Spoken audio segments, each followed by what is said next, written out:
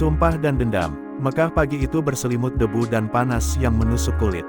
Jalanan dipenuhi pedagang yang berseru menjajakan dagangannya, suara ternak yang meringkik, dan langkah-langkah cepat orang-orang yang menghindari bentrokan.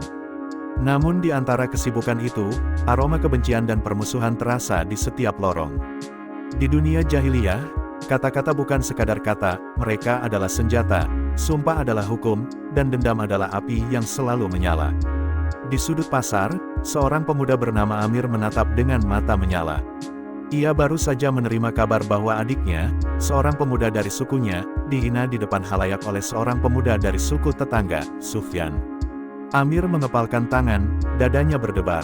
Dunia jahiliyah tidak memberi ruang untuk pengampunan, setiap hinaan harus dibalas, setiap kesalahan menuntut darah atau kehormatan yang dikembalikan. Amir melangkah cepat menuju Sufyan, yang sedang duduk di gerbang kedai, tertawa keras sambil menendang seorang pedagang tua karena ia tidak menurunkan harga. "Hei, kau, apakah kau pikir suamiku atau suamimu yang penting?" Hahaha, Sufyan menertawakan pedagang itu dengan ejekan yang menusuk hati. Amir menatapnya dingin. "Sufyan, kau menghina keluargaku, dan ini tidak akan kulupakan. Aku menuntut sumpahmu atau akan ada harga yang harus dibayar." Sufyan menoleh, tertawa mengejek. "Hahaha, harga, aku tidak takut padamu, Amir. Dunia jahiliyah mengajarkan kita untuk kuat. Kau lemah, dan aku menang. Itu hukum." Amir merasakan darahnya mendidih. Ia tahu bahwa jika ia tidak menanggapi ejekan itu, harga dirinya dan kehormatan keluarganya akan hancur. Dunia jahiliyah menuntut balas dendam, bukan kompromi. Tanpa ragu, Amir bersumpah dalam hati, "Sumpah demi Allah, aku tidak akan melupakan ini. Kau akan membayar." Di lorong sempit lainnya, seorang budak laki-laki bernama Hamid menyaksikan kejadian itu dengan mata penuh ketakutan. Ia tahu bahwa sumpah dalam dunia jahiliyah bukan hanya kata-kata, tetapi janji yang menuntut aksi, aksi yang bisa berupa pertumpahan darah, pertengkaran, atau kehancuran reputasi. Budak seperti Hamid tidak memiliki perlindungan, mereka hanya bisa menunduk dan menyaksikan manusia dewasa membiarkan dendam menguasai hati mereka. Hamid berbisik pada temannya, "Di dunia ini, kata-kata bisa menjadi senjata lebih berbahaya daripada pedang. Kita yang lemah tidak memiliki suara, dan dendam bisa menghancurkan siapa saja." Temannya hanya mengangguk pelan. Mereka tahu, dalam dunia jahiliyah, melihat adalah yang paling aman, melawan adalah kematian, dan berkata benar sering diabaikan. Di rumah seorang bangsawan, Abu Qasim, seorang tokoh yang terkenal karena dendamnya yang panjang dan sumpah yang selalu ditepati, sedang mengumpulkan keluarganya. "Kalian tahu, suku tetangga menertawakan kita minggu lalu. Mereka menghina kehormatan keluarga kita. Ini tidak boleh dibiarkan. Kita harus menuntut balas." Anak-anaknya, yang masih muda, menatap dengan mata berbinar. Mereka sudah terbiasa dengan budaya sumpah dan dendam. Di dunia jahiliyah, balas dendam bukan sekadar hak, itu kewajiban moral yang diwariskan dari generasi ke generasi. Seorang anak laki-laki bernama Rafi bertanya, "Ayah, bagaimana caranya membalas?" Abu Qasim tersenyum tipis. "Kita akan menunggu waktu yang tepat. Kita akan mengingat setiap hinaan, setiap kata kasar. Dan saat kesempatan datang, mereka akan merasakan apa artinya dendam." Inilah cara dunia jahiliyah bekerja. Di pasar, Sufyan kembali mengejek pedagang dan pemuda lain dari suku Amir. Ia tertawa keras, menendang meja dagangan, dan menghina orang-orang di sekitarnya. "Hahaha, kalian lemah. Kalian tidak tahu cara bertahan di dunia ini." Amir berdiri di sudut, menahan amarah. Setiap kata yang diucapkan Sufyan seperti api yang membakar hatinya. Ia tahu bahwa jika ia bertindak sekarang, bisa terjadi pertumpahan darah di tengah pasar. Tapi diam bukan pilihan, diam adalah kehinaan bagi seorang pemuda jahiliyah. Ia menatap Sufyan dengan dingin dan bersumpah keras dalam hati, "Sumpah demi kehormatan keluargaku, kau akan membayar ini. Aku tidak akan melupakan ejekanmu hari ini." Di malam hari, suasana di kota Mekah semakin tegang. Para pemuda dari suku yang berbeda saling menatap, menilai, dan mencari kesempatan untuk menegakkan kehormatan mereka melalui sumpah dan balas dendam. Dunia jahiliyah bukan tempat untuk kompromi, kata-kata kasar, hinaan, dan dendam adalah hukum yang diterima oleh semua orang. Di sebuah gang, seorang pemuda bernama Faris menghina budak yang sedang membawa air. "Hahaha, kau lamban dan jelek, kau bahkan tidak pantas memegang ember itu. Budak itu menunduk, gemetar. Faris tertawa keras, merasa menang. Namun seorang tetua dari suku lain menatapnya dengan dingin. Kau menghina budakku.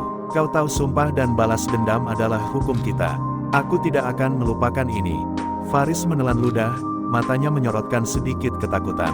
Dalam dunia jahiliyah, ejekan kecil bisa memicu balas dendam besar, dan satu kata bisa menjadi perang yang berlangsung bertahun-tahun. Di rumah Abu Qasim, anak-anaknya menulis daftar dendam mereka. Setiap hinaan, ejekan, dan pelecehan dicatat dengan rapi. Kita tidak akan melupakan ini, kata Abu Qasim, dan ketika waktunya tiba, mereka akan membayar semuanya. Budak-budak di rumah itu, termasuk Salma dan Laila, menatap dari sudut ruangan. Mereka memahami bahwa sumpah dan dendam adalah api yang selalu menyala.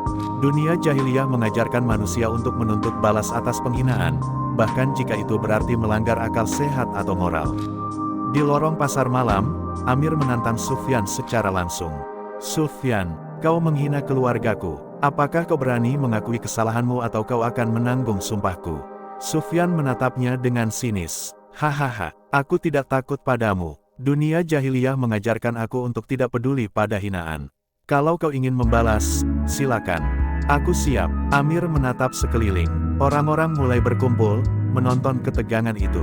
Mereka tahu bahwa pertarungan ini bukan hanya fisik, tetapi kehormatan dan harga diri suku yang dipertaruhkan. Sumpah yang diucapkan Amir bukan sekadar kata-kata, itu adalah janji yang harus ditepati, dan kegagalan untuk menegakkan sumpah berarti kehinaan yang tak tertahankan. Di sudut pasar, Hamid dan teman-temannya menatap dengan mata ketakutan. Mereka tahu, dalam dunia jahiliyah, sumpah dan dendam bisa menimbulkan pertumpahan darah, dan kadang-kadang konflik itu berlangsung bertahun-tahun, diwariskan dari satu generasi ke generasi berikutnya. Hamid bergumam pelan, jika manusia terus hidup seperti ini, dendam tidak akan pernah berakhir. Tidak ada yang bisa hidup damai di dunia jahiliyah. Temannya hanya mengangguk. Mereka sadar bahwa dalam budaya yang hilang rasa hormat ini, balas dendam adalah hukum yang lebih kuat daripada akal sehat, lebih mengikat daripada agama, dan lebih menakutkan daripada pedang. Di malam yang sunyi, Ibrahim duduk di tepi bukit, menatap kota Mekah yang penuh konflik dan sumpah yang belum ditepati. Ia menulis catatan di kulit tua, sumpah dan dendam adalah api yang membakar hati manusia di dunia jahiliyah. Setiap hinaan menuntut balas, setiap kata kasar memicu permusuhan. Kehormatan diukur dari seberapa cepat dan keras seseorang menegakkan dendamnya. Tetapi hati yang jujur bisa menolak kebencian, menjadi cahaya di tengah kegelapan moral. Di pagi berikutnya, kota Mekah kembali sibuk. Amir dan Sufyan saling menatap dengan mata yang masih menyala, masing-masing bersumpah untuk menegakkan kehormatan sukunya. Budak-budak menunduk, pedagang bersiap menghadapi kekacauan, dan penduduk kota mulai terbiasa dengan ketegangan yang selalu hadir di setiap sudut. Ibrahim berjalan melewati pasar, merasakan hawa dendam yang memenuhi udara. Ia tahu, meski dunia jahiliyah penuh sumpah dan balas dendam, hati manusia yang jujur tetap bisa memilih untuk menahan diri, memaafkan, dan mencari cahaya di tengah kegelapan. Ia menulis catatan terakhir malam itu, dunia jahiliyah mengajarkan dendam, sumpah, dan pertumpahan darah. Tetapi hati manusia yang menolak kebencian tetap memiliki cahaya, dan hanya Allah yang Maha Adil mampu menegakkan kebenaran di tengah gelapnya dunia. Malam itu, Mekah tertidur dengan ketegangan yang masih menggantung di udara. Namun bagi Ibrahim dan beberapa hati manusia yang jujur, cahaya harapan tetap hidup. Cahaya yang suatu hari akan menentang sumpah yang menghancurkan dan dendam yang membakar dunia jahiliyah.